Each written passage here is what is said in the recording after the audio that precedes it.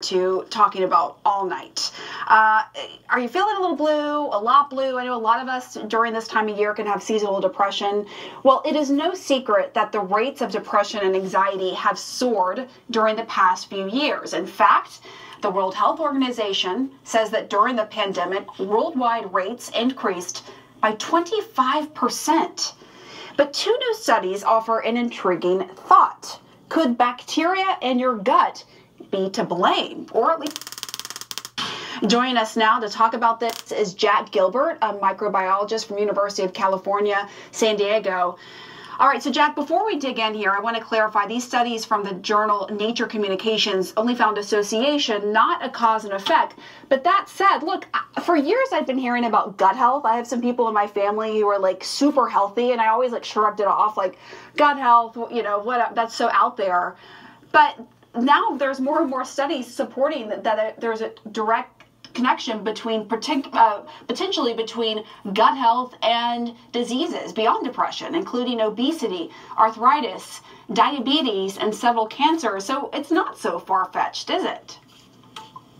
It's not, really. We've actually demonstrated many times that your gastrointestinal health, whether you're suffering from diarrhea or constipation, can be very closely linked to depression and anxiety. We even know that antibiotics, which kill off the bacteria in your gut, can be linked to depression, but antivirals and antifungals cannot. And we have a lot of data from animals working in mice and rats that shows that what goes on inside their little guts can play a big role in shaping their behavior and maybe even their depression and anxiety. So how does that work then? I mean, the bacteria in your gut impacting what's going on in your brain? There's two ways, right? One, they produce a lot of compounds, chemicals, that actually go into your bloodstream and then get into your brain and change how your brain processes chemistry. Secondly, they change your immune system. They cause inflammation or reduce the inflammation. And one of the central tenets or central side effects of depression is neuroinflammation, inflammation on the brain. And so that's really important. If we can shape the chemistry of the blood and shape the immune system responses in somebody, we might be able to treat depression directly. That's fascinating. All right, so the obvious next question is, how should we do that? Like, what steps should we be taking?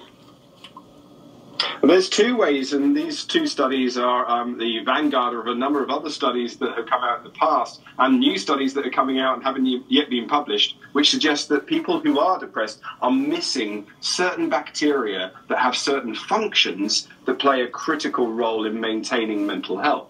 Secondly, diet. We've known for many years, the whole idea of being hangry when you haven't got enough blood sugar is one of those. But we've known for many years that diet can play a role in mental health. So that two-pronged approach of new revolutionary probiotics, living bacteria added into the body, plus diet, will become central to treating depression, anxiety in the future. All right, so I want to drill down on that a little more because I want to do this. I want to do everything I need to be doing because it's just so important. So should I be taking probiotics every day? And what kind of food? What should be part of my diet? Unfortunately, there's very few clinical trials that have really demonstrated that any of the existing probiotics you can buy in the grocery store